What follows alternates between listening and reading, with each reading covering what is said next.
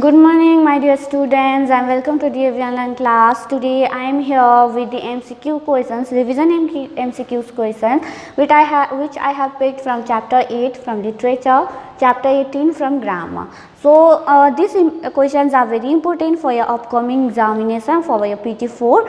So, I suggest you all to copy all these questions in your fair copy and also memorize it. Okay.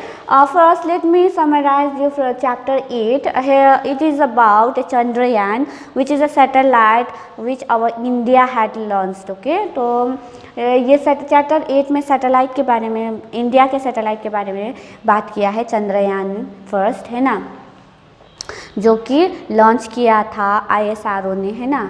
तो वहाँ पे उसने बताया था चंद्रयान में स्पेस में जाने से क्या होता है, उसने क्या क्या किया, है ना।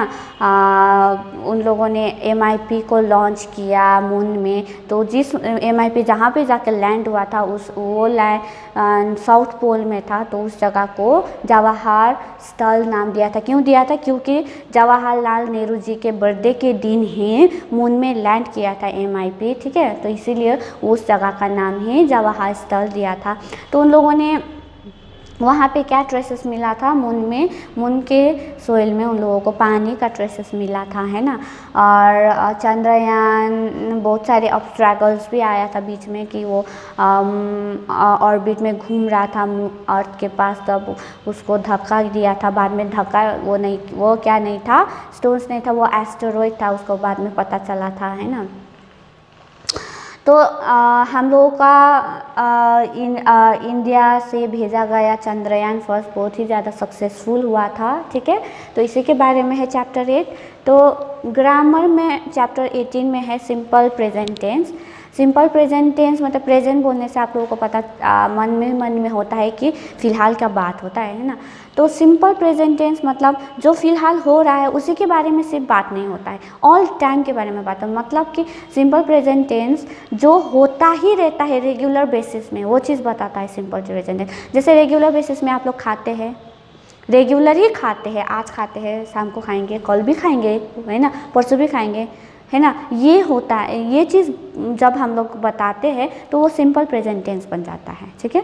तो ऐसे ही जैसे हम स्कूल आते हैं, मेरा रोज़ का काम है, मतलब बोल रहे हैं कि सिंपल प्रेजेंट टेंस बताता है आपका हैबिट्स, ड्यूटीज़, रूटीन, ठीक है। जैसे सुबह हम लोग उठ के ब्रश करते हैं, ये सबका ड्यूटी है, रूटीन जैसा है ना।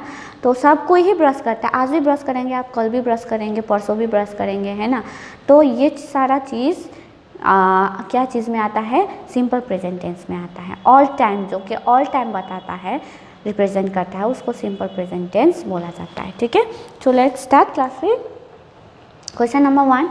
When was Chandrayaan first launch? Chandrayaan first जो कि इंडिया से लॉन्च किया गया था, वो कब लॉन्च किया गया था, कौन से डेट में और कौन से साल में?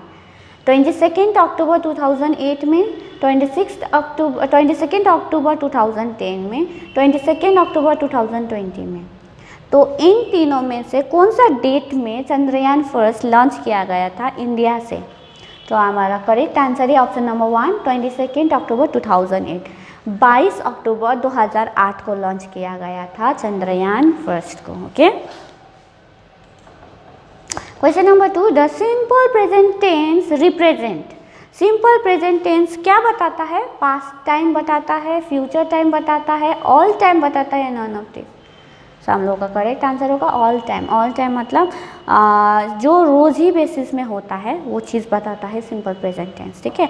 ना कि सिर्फ आज गए, जैसे ये नहीं पता, सिंपल प्रेजेंट टेंस में आप ये नहीं लिख सकते हैं कि आज आप घूमने गए थे, ठीक है। वो सिंपल प्रेजेंट टेंस में नहीं आता, क्योंकि आज आप घूमने गए थे, पर बाद में कब जाएंगे ये आपको नहीं पता होता है ना। कि आज आप घूमने गए थे, कल भी घूमने जाएंगे, परसों, ये तो नहीं है, आपका रूटीन तो नहीं है, आप डेली बेसिस में ये काम तो नहीं करते घूमने जाने वाला, है ना। तो वो चीज़ सब सिंपल प्रेजेंट टेंस में नहीं आता है। जो ज़्यादातर होता रहता है, रेगुलर बेसिस में ही होता रहता है, वही चीज़ आता है, वही सिर्फ आता है सिंपल प्रेजेंट टेंस में, ठीक है। Question number 3, when was Chandrayaan first reach the orbit of the moon? Chandrayaan first moon के ऑर्बिट में कब पहुंचा था, कौन सा डेट में, 8 नवंबर 2008 में, 8 नवंबर 2009 में, या 8 नवंबर 2010 में, कब पहुंचा था? और correct answer is option number 1, 8 नवंबर 2008। 8 नवंबर 2008 को चंद्रयान फर्स्ट मून के ऑर्बिट में पहुंचा था। ठीक है, लॉन्च हुआ था 22 को अक्टूबर को।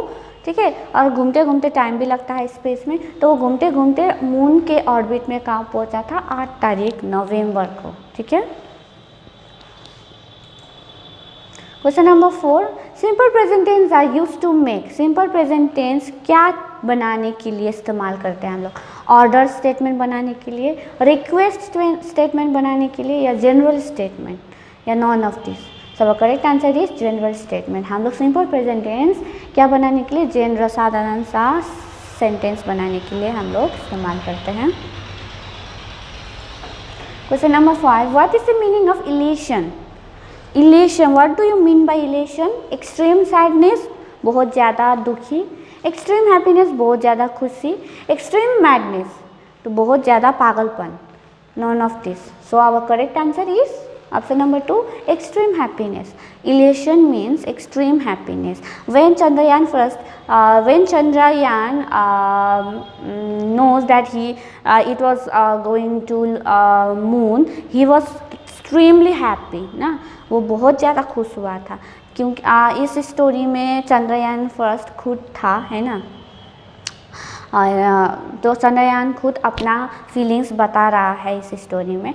तो वो बहुत ज़्यादा खुश था जब उसको पता चला कि वो लॉन्च होने वाला है मून में जाने के लिए, है ना। तो उसमें वर्ड यूज़ किया है इलेशन। तो इलेशन का मतलब होता है extreme happiness. So students, I only gave you 5 questions here from these 2 chapters from literature and grammar, and I will give you more questions, important questions for your PT4 examination. So I will come back with next video with more questions. Till then, goodbye.